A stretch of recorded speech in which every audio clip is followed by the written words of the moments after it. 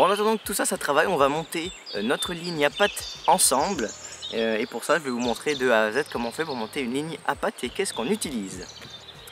Donc voilà moi ce que j'utilise pour pêcher à la patte au niveau des lignes. Donc j'ai deux sortes de bouchons pour pêcher à la patte. J'ai les PS2 de chez Fun Fishing que vous connaissez bien, qui sont très polyvalents. Ils ont une longue antenne, donc ça permet de pêcher un petit peu avec tout.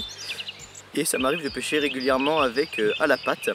Et j'utilise aussi les bouchons spécial patte de chez Rive. Ici c'est les R137. Alors j'ai toute la série, j'ai la série en 0,50 g, en 0,75 et j'ai des 1 g aussi.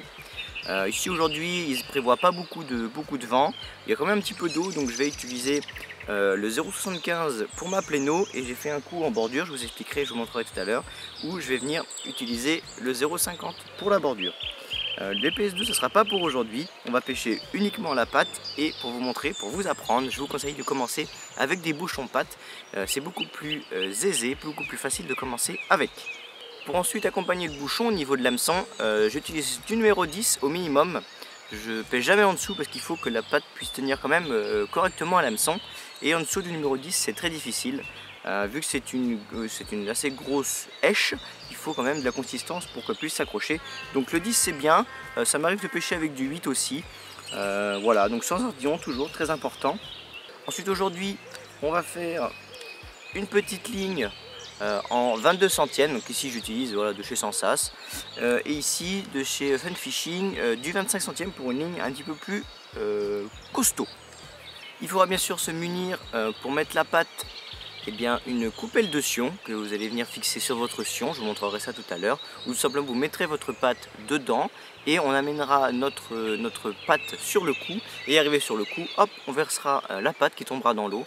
Voilà, c'est essentiel pour pêcher à la patte. Et bien sûr notre petite sonde pyramide pour faire le sondage. Voilà, je vous ai mis une super vue. Voilà, vous avez vu une super vue sur ce que je vais pouvoir faire. On va commencer tout de suite. Donc ici il y a beaucoup d'eau, je vais pas hésiter à mettre une grosse longueur pour faire ma ligne et s'il faut je recouperai. On va commencer avec la grosse ligne, donc le 25 centièmes. Oui il est tout neuf, hein, je l'ai acheté hier, je n'en avais plus. Tac.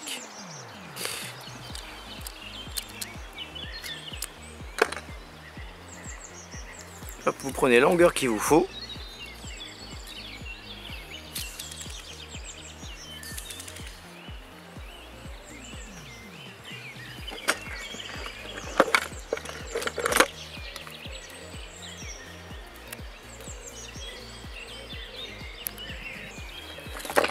Donc ensuite vous prenez vos hameçons et on va venir faire ce qu'on appelle un nœud sans nœud. C'est le même moi que j'utilise pour les hameçons à yeux que pour la pêche de la carpe en batterie pour monter son cheveu. C'est exactement la même chose, on va le faire ensemble. Donc vous prenez votre hameçon et l'autre extrémité du fil et vous passez donc la pointe, elle a pointé entre mes doigts, d'accord. Hop, vous passez une première fois donc à l'intérieur de l'œillet vers l'extérieur de l'hameçon. Ok. Je laisse une certaine longueur, donc je viens plaquer mon fil sur la longueur de l'hameçon et je viens le pincer avec mes doigts ici. D'accord, je vous remontre, ici je viens pincer avec mes doigts. Ensuite, je vais venir faire 8-10 tours en remontant sur l'hameçon, d'accord. Et avec ce qui reste, avec la longueur qui reste, je repasserai dans ce sens-là vers la pointe qui est là, je rappelle, vers la pointe et tirer tout mon excédent et ça fera ma ligne en direct avec mon nœud sans nœud. Donc on le fait ensemble. Donc c'est parti. Je me concentre. 1, 2, 3. Vous faites attention que les tours se chevauchent pas. 4, 5, 6, 7, 8, 9. On va s'arrêter là. Donc ensuite vous avez vu, donc je l'ai pincé, c'est là, je l'ai pincé avec mes doigts, d'accord, le filet, je l'ai passé ici, là je l'ai passé, je l'ai coincé. Je prends l'autre bout de la ligne, l'autre bout, et je vais le passer,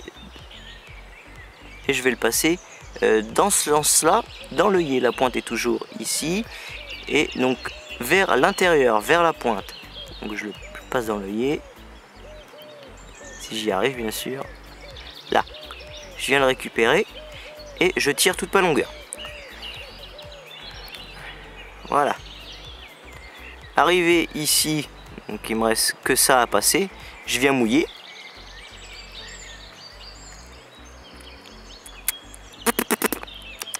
Voilà, excellent, très très bon. Et ensuite, hop, je viens serrer. Hop. Pas trop fort pour déformer mon fil, mais assez costaud quand même pour que ça serre mon nœud. Je vérifie que tout va bien. J'ai rien de chevauché, je serre bien. Et vous avez déjà votre terminaison. Donc, je vais venir couper cet excédent ici à ras de la courbe. Tac. Bien sûr, le petit morceau de nylon, vous ne le laissez pas par terre, vous le mettez dans votre poche et vous le mettrez dans la poubelle après. Une fois que vous avez votre hameçon de montée, moi ce que je fais, c'est que je mets mon flotteur. Donc on va commencer par monter notre grosse ligne, donc notre 0,75. Donc voilà, donc j'ai juste ma ligne et mon bouchon. Vous avez vu, il y a plusieurs tétines dessus, une, deux, le bouchon et une juste au-dessus ici pour coincer. Ce que je fais, je les passe dans l'ordre sur ma ligne. Donc celui du bas d'abord. Hop. Le deuxième qui est là.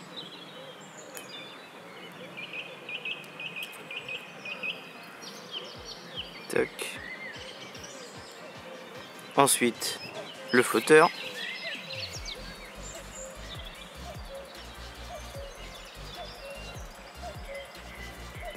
Ensuite, la dernière tétine.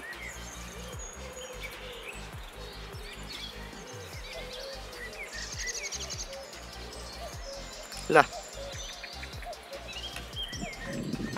Donc tous mes éléments sont sur ma ligne. Hop. Et ensuite, je passe ma tige, on va dire ça comme ça. Je vais passer ma tige à l'intérieur. Donc je commence par la passer dans la dernière tétine que j'ai mis.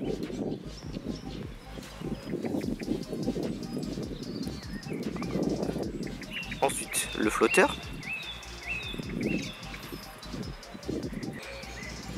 La deuxième tétine et ensuite la première.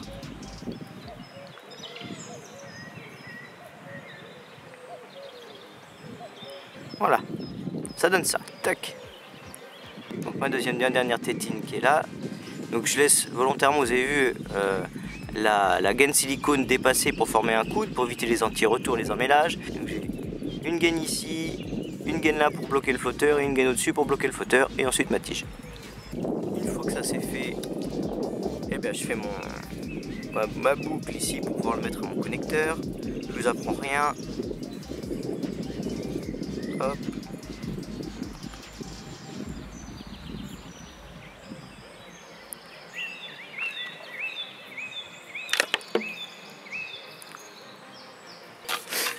Donc ça, ce sera pour la ligne, la grosse ligne.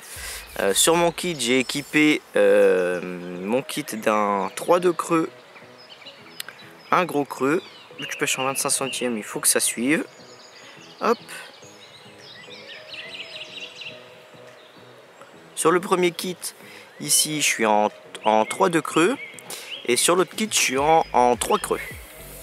Voilà, donc là, ça va être le moment de placer les plombs. Donc je vous ai déjà expliqué dans la vidéo où j'ai fait un tuto patte l'année dernière, je vais vous mettre la fiche ici pour savoir comment on fait une ligne et comment on plombe la ligne. Je vais équilibrer mon flotteur de façon à ce qu'il arrive juste en haut, voilà, ici du flotteur.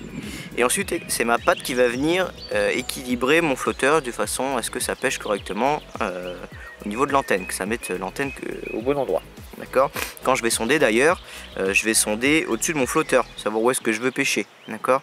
En général, je laisse donc une première longueur orange, une longueur noire, une longueur jaune et je viens pêcher juste en bas de la longueur jaune. D'accord. Donc je laisse 2 longueurs de couleur pour sonder. Je vais vous montrer ça tout de suite juste après ça là, juste après la ligne. Donc je plombe ma ligne au niveau du flotteur, juste au-dessus du flotteur, et ensuite quand je sonde, ça sera au niveau de ma marque. Donc là on pose les plombs. Donc sur mes lignes, je mets toujours en général entre 4 et 6 plombs. Donc là c'est ce qu'on va faire. c'est un 0,75 g et il me semble que ceci, ça fait longtemps que je ne les ai pas utilisés, mais c'est quasiment ce qu'il faut mettre pour que ça soit parfaitement équilibré. Donc juste avant que je termine ma plombée, comment je répartis mes plombs, que ce soit pour la pâte ou pour le reste, il faut plomber sa ligne, hein, d'accord. Je mets toujours un plomb de touche environ 10 cm de l'hameçon et ensuite plombé groupé 20-25 cm au-dessus. Voilà, c'est tout. Donc voilà ce que ça donne ici pour la ligne. Je vais zoomer un petit peu.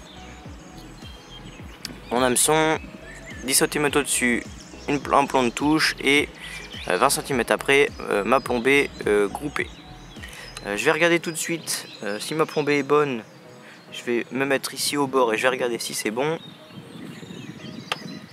Donc je vous montre la GoPro, ce que ça donne au niveau de la ligne. Voilà. On fera un petit zoom. Voilà. Donc on voit bien que c'est équilibré juste au-dessus du flotteur blanc. Voilà. Et c'est exactement ce qu'il faut.